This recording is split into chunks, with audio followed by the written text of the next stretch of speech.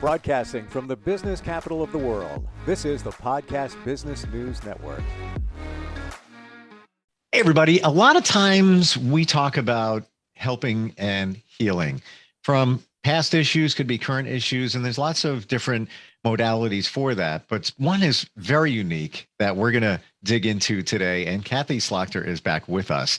And she's the founder of One Neigh at a Time.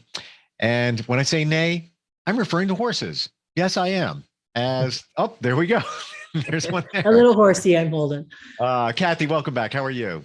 Thank you. Good. Great day. The sun is shining in Michigan, so I'm a happy girl. I'm excited to even be outside, which for a very long time I'm stuck inside with the winter blues. Yeah, same here in the New York area. Today it happens to be 60 and sunny. How are the horses doing, by the way? Oh, they're shedding big time, but I was out there actually this morning feeding, and I have 20 horses on my property. So every single one of the horses were running and kicking and farting. That's what horses do. They run and fart and they get all their energy out of them. And then they went back to feeding and eating. Stop talking about my kids. Stop talking. No, wait. Actually, the horses they don't care what they do. They're not like us and try to hide all, everything that's going on. But yeah, it was so fun to see them take their energy that's inside of them and just kind of like me, it's sunny out. Yay. Let's run and kick and it's just one pasture started moving and the other one did it and the other one did it. I had like 4 pastures just going crazy. And wow. That just makes you smile. It makes you be grateful. And, the power of positive energy is amazing. It really is. And it's just one little thing can make a huge difference. So in the lives of horses, and we'll get to how they are so therapeutic in helping people with recovery and heal in just a sec. But for them, they're not worried about all this other stuff going on, the price of gas and blah, blah, blah, blah, blah, blah. It's okay. It's sunny. No. I'm happy. Let's have fun. Right. Our crazy, I call it the addict mindset, and it probably is more than that. But for me, that's it. That is how I process things. I think that's one of the things on the walls in AA many times. And gosh, a horse doesn't sit there and think, and how much we have to learn from our animals. A horse, I'm not saying a horse doesn't care. I'm not saying a horse doesn't get hurt or be anxious. They are, but after they get through their moment of anxiousness, they're in peace and serenity. They are in their moment again. They're, like I said, they were running around crazy, and all of a sudden, where's the grass? And then they were just munching on their grass. They didn't think, oh my gosh, do you think that person saw me run? Did they notice my big baby belly and wonder if I looked a little crazy running? They don't think about what's going to come and what is after. And gosh, us humans we can stay stuck in that space of anxiousness. And, what does it mean to get through an anxious moment like a horse gets through it? And then forget it, let it go. That's the thing that we talk about on, part of my words and on the back of my shirts and everything. It says, let it go. And gosh, that's so hard for humans. Kathy, I want to ask you, based on your experience with horses, and maybe this is a silly question, but do they have anxiety? Do you notice anything? Yeah. Oh, yes. Yep. I breed horses and I sell them and they go on to different pastures. So I can get a horse and of course, try to get them in the trailer, and some of them walk right in and some of them take forever to get in. So it's something that they have to learn and know that it's a safe place to walk into, or maybe they've just trust me enough to know, like the babies trust me enough to know that they can just walk into something like that and it won't hurt them. But, once they're in there, they can paw, they can whinny, they can stomp around, they can be in an anxious state. And at some point in time, they'll feel like they have that safety. They'll feel that comfort of, this is it. This is what I'm doing. I got my hay. I got my, my feet are planted on the ground. I'm safe, and they'll calm down and they'll settle down. And they could go over a big, huge bump, and all the anxiousness can come back up again, but they won't remember that I was just anxious 10 minutes ago and I got over it. So why am I anxious again? They're just anxious again until they let that energy out of in our feeling safe. Why don't we talk about energy? Because that is kind of the baseline for all of us. It could be a horse, it could be humans, it could be the chair we're sitting on. Everything harnesses energy, but unfortunately for us, a lot of times we keep a lot of negative energy in, right? We do. I've said before that we hold on to pain a lot longer than we hold on to joy. And why is that? Can I ask that question? Yeah, I wish I knew. I really How do we didn't. answer that? Yeah, I don't know. The only thing I can think of, and I read a little bit in the Bible and all that kind of stuff, is that lessons are learned from pain. And I get mad at that. I can get really angry at, why do I have to go through this pain in order to learn a lesson? And I guess the reality is I don't want to go through the pain of starting to not, if I go back drinking again, the pain, I have to remember the pain of being an alcoholic. And I have to remember the pain of letting the alcoholic side of me go. And I have to remember the pain of learning how to feel again. I have to remember those pains so that I won't go back to it. That's the important part is, we make mistakes, and if they're not painful enough for some reason, I feel like we have to experience them again. And that, I think sometimes it's also our inbred fight or flight, where you're going to think that I got to survive. I'm in survival mode. And that's where, a lot of that pain centers around, where why don't we remember the joyful times all the time and put the other stuff aside? We're just wired that way to fix and move it forward to some extent. And I just want to share with everyone, with what you do in terms of recovery and healing, you had mentioned alcohol, and you've been sober for, we just passed the 10-year mark. But that goes back many years for you. It does. That's what brought you here, right? Yeah. Yep. I've been on this journey for 10 years now. And some days it feels like I'm still back on day one, because I'm not experienced I can't have a drink moment, but I might be experiencing a fearful moment, or, something new that I'm trying to do. And I get a little worried about that. But, there's always like this scale of, where should I be at and how should I be feeling? I'm almost 60 years old. Shouldn't I have my life together by now? People have these expectations put on ourselves. And when we don't meet them, then we start to cut ourselves down. We start to tell ourselves we're unworthy, or we're there's something wrong with us, or I'm not enough. That's a big, big statement in a lot of people's lives, is whatever I do is not enough, and that's where I can come in. That's where the horses and I can come in, is teaching us to be enough in our moment. And the horses they're in the here and now, always. They don't think about yesterday. They don't think about tomorrow. They are in the here and now. And like I said, they can have anxiousness, they can have anger, they can rear up. They're our fight and flight too. They react in the moment, but once their moment is over with, they let it go.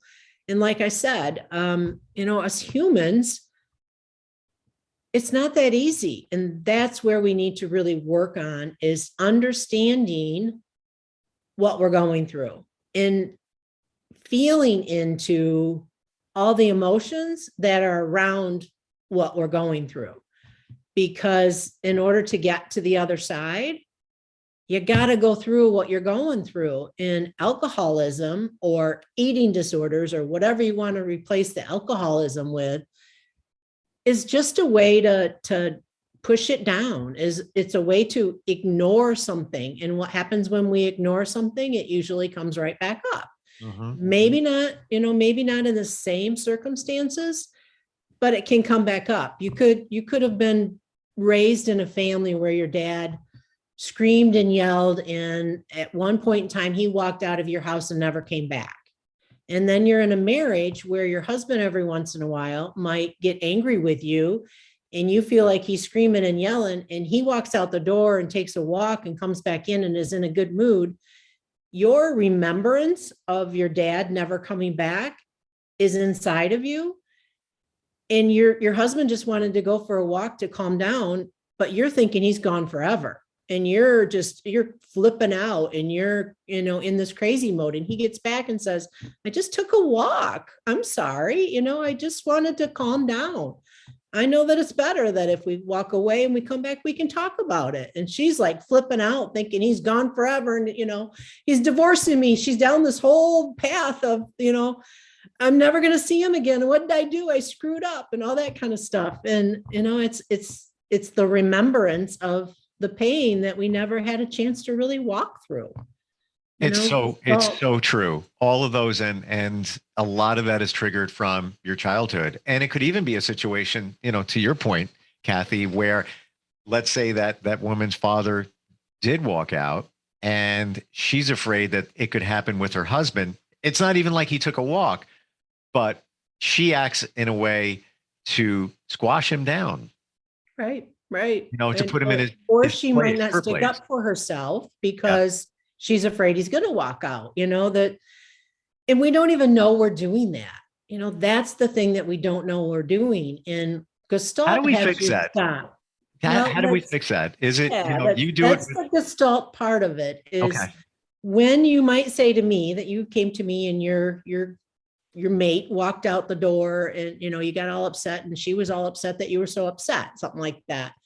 I might ask you to close your eyes and think about when in your life has that happened to you before? And, you might come up with, gosh, my dad did that. And we don't just say, gosh, my dad did that. I will then, Gestalt is looking at the other side. So it's communicating with a side with your fear. So maybe we would have a conversation with the horse, or even on Zoom. We can do this on Zoom too. So Gestalt is really powerful. It doesn't have to be with a horse, but I use the intentions of a horse. I use the whole here and now and what would they do. And I go back to how they react and how we need to live in that life. But what I might do is have you have a conversation with, I don't know, maybe your dad, or maybe it's just the fear first and then your father. Or you look on the side, you look at the two sides of yourself. If you do a circle and you draw a line down the middle, one side is fear and one side is reality. I don't know, maybe it's reality or love, fear and love. That's a lot of two different things. What does it mean to be fearful and what does it mean to be in love? And when do they clash? When do they coincide together? And is it okay to fear something and to be in love with them? We go through circumstances and talk it through, walk it through. I like to say we walk it through because a lot of times you're walking through your thought processes with my horses. And that is helpful in a way that a horse will be walking with you if what you're saying is coming from your heart. But many, many times what we say comes from up here.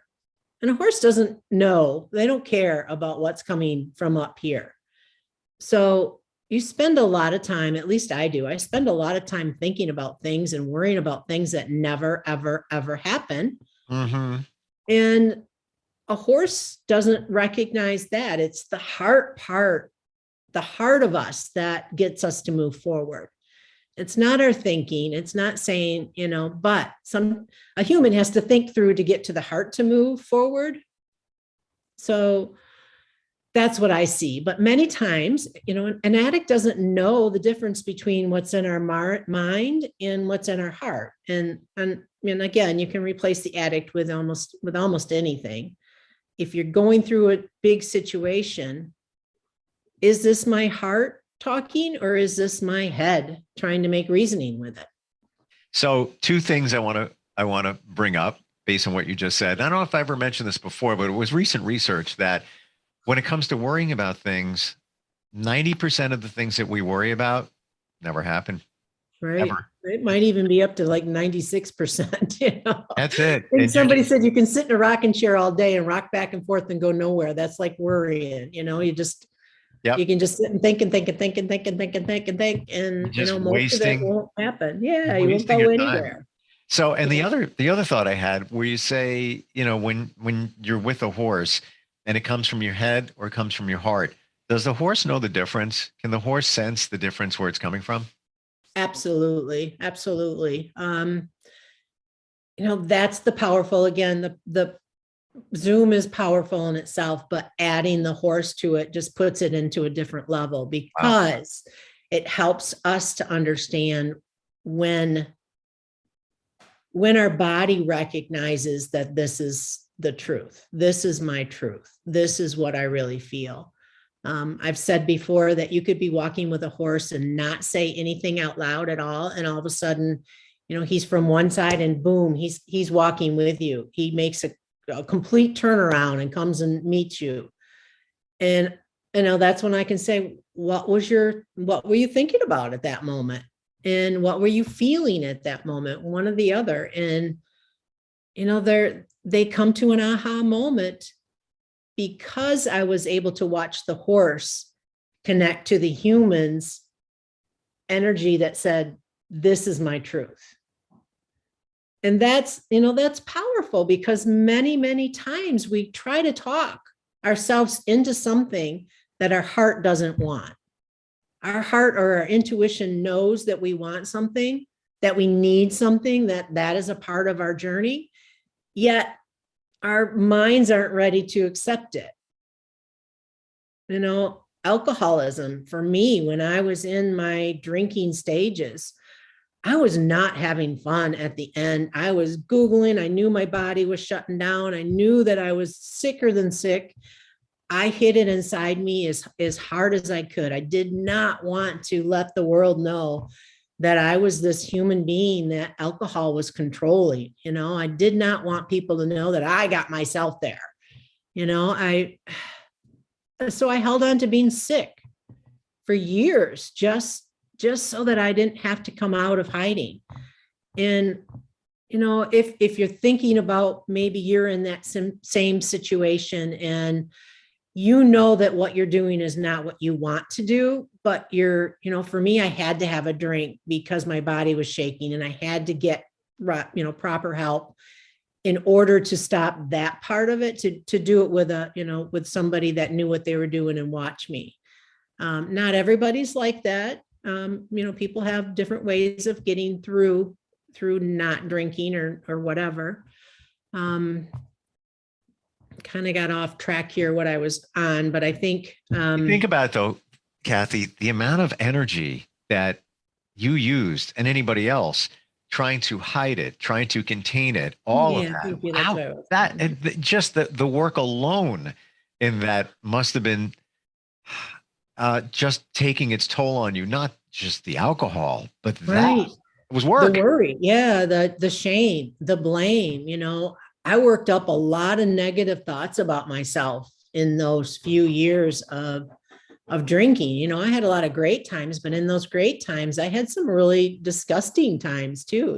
I was disgusted with myself after a night of drinking. I say before that I would walk out in the garage in the morning and see my car, knowing that I drove my car in that garage because it was not how I normally park it. And that's how I drove. I drove home like that, and I'll never do that again. And then, a couple of days later, here I am sitting at a bar at 2 a.m. And the only way to go home in my mind was to drive, because I didn't want to call somebody else. Now there's Uber. I don't know if I would have used them back then or not, but If I call somebody and let them know how drunk I am, then I'm letting somebody know how drunk I am. But here, this was saying, I shouldn't be driving.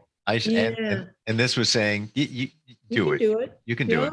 Yeah. Yeah. Well, my heart knew. I have something called the 7 Neighs I've made. And one of the first things is trust your heart. And that is something that I didn't understand what my heart wanted, but I also did understand what my heart wanted to be different than what I was. I wasn't sure what the other side looked like. I wasn't sure what sobriety looked like. I didn't know how to get there. I didn't even know if I wanted to be there. I just knew that I didn't want to need alcohol anymore. I didn't want to feel sick. I didn't want to be this person that I was growing into. We all have values in our life, and I was losing those precious values that I hold dear. And until I got sober, until I worked the program, the Gestalt program and all that, did I really look at what are my values in my life? And to know that those values, I mean, that's where you start too. I wanted to trust myself. I wanted to be a decent human being. I had to look at the undecent side of myself.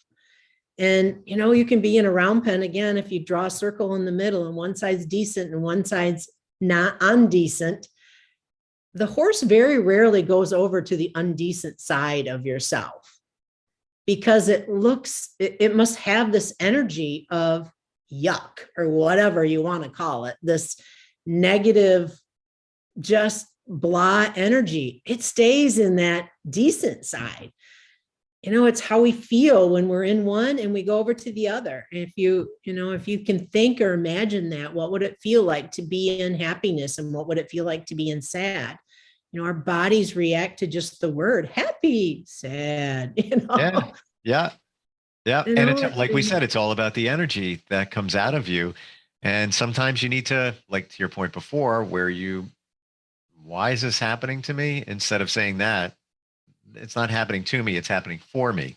Right. It'll be and better. What can I do to get out? Right. That's the big question, is what can I do to change it? It's not why am I here?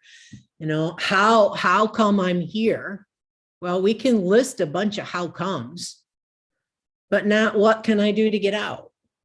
Yep. And then learn how to, with a sober coach, with a recovery coach or equine coach or whatever you want to call me, because I'm all the above. I can work with you and we can make that list that is your list. I'm not going to tell you to not go to a bar or not be with a friend or don't, those are your ideas. And if they come from your heart, you're going to do them more easier and more with more enthusiasm than if I tell you something that you need to do. So, you could be in your addiction. You could be, struggling with that. I'm not drinking anymore, but I'm sad and lonely. Or you could be down the line and go, it's been a few years and I still don't know what my vision in my life is. I still don't know where I'm going, or I'm still sad, or, whatever it is that's upfront and important in your life at that moment, that's where we start. So we have a couple of minutes left, and I want to ask you, because you just mentioned it before, and I don't know if you have it available, but you said the 7 Neighs. Yeah. You mentioned one of them. Do you have them? Yeah. I have a Neigh doodle book that I created. Oh. And in that are my 7 Neighs. So the first one is, Neigh 1 is listen to your heart. And the second one is connect to your divine spirit, because I believe that we have to grow our spiritual selves. Mm-hmm. These are all from a horse. So live in the moment. That's what horses do. Live in the moment. Neigh 4 is find your truth. What is it that I'd like to do in my life? What's my purpose? Yeah. What's my purpose? In Neigh 5 is let go of guilt and shame. Mm-hmm. It's all the crap that we hold inside of our bodies. We got to let it go. Otherwise we'll stay in there. Neigh 6 is take time to meditate. So take time to yourself, take time to be present in yourself and in your emotions. And Neigh 7 is share with your whole heart. And every one of those is so important. They are. There isn't one more important than the other one. Yeah. really great. It No, really is. and to look at all those sides of yourself, sometimes we're really blind. Like, Yeah. trust your heart. Gosh, how can I trust my heart? The only thing it's always known is pain. Or, I've never really allowed myself to feel my heart because I drank away the pain or I drank away the enjoyment. So, you know, so many things that we need to look at, and you're never healed in my opinion. There's always something more that we can become, that we can I agree. raise ourselves up and be a better person or a better human in this world. And God knows we need that right now. For sure. Yeah. So I'm very I'd love to be envious. here for you. I'm very envious that you get to hang out with your horses, because I can tell you, you talk about meditate. I'm the worst person at meditating. I admit it. But what I have been doing lately is, at the end of the day, I sit on the couch and I got my dog right there, and I always say, I'm going to watch TV. I don't turn it on, or if I do, I'm not even watching it. I'm just hanging out with him. Yeah, I'm on my phone, whatever, but I don't need the TV. I've got him, and he's Right. maybe he's my horse. He's living in the moment. No, He's I happy. totally agree. Yeah. Let's tell everybody, if they're going through something, maybe somebody who is, how they reach out to you and what the process is to work with One Neigh at a time. Okay, thank you. So reach out to me. If you go to my website, on there is a space where you can contact me. My website is www.oneneigh, Neigh, like a horse, one neigh at a time.com, or just email me directly at Kathy@oneneighatatime.com, and it's Kathy with a K. And I'm on Facebook and Instagram. Check out One Neigh, and you'll find me. It's an easy step. The first consultation is free. It's 30 minutes, whether it's on the phone, over Zoom, or here at my barn. Let's get the conversation going. Yeah. So you can learn about what somebody's going through and if it's a right fit. And you do great work. And it's amazing, where you've come and where you are and the path that was in between. And the fact that horses came into play is just pretty amazing. I don't think I've ever asked this, but when did the horses come into play? Were you always into horses? Or, I mean, you've been sober for 10 years. Did your affection for horses come up sometime in that 10-year period? No, I loved horses as a child. If I ever got a chance to ride them, I would always ride them. I never knew what they could do for us, though. I only was able to enjoy them by riding them. And I found out what they can do for us during this 10-year and during my Touch by a Horse program, consulting, coaching program. So, wow. They're just, the only word I can always think of is just magical. To me, they're magical. They're inspiring and magical. Maybe not so much touched by a horse, maybe more like saved by a horse. Yeah. Right. Yeah. Well, she got the touch by a horse from an angel, that the angels touched by an angel. Yep.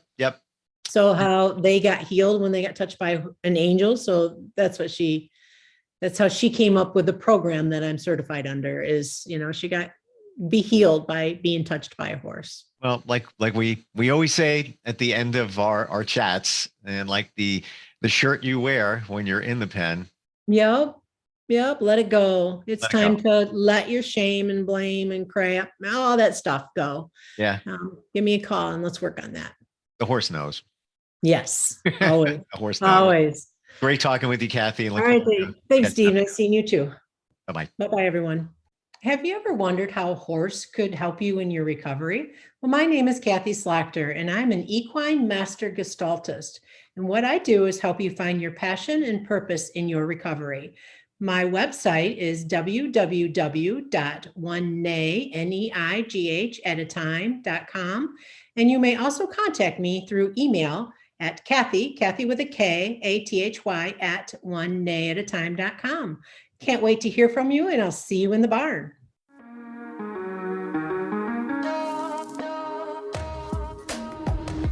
Broadcasting from the business capital of the world, this is the Podcast Business News Network.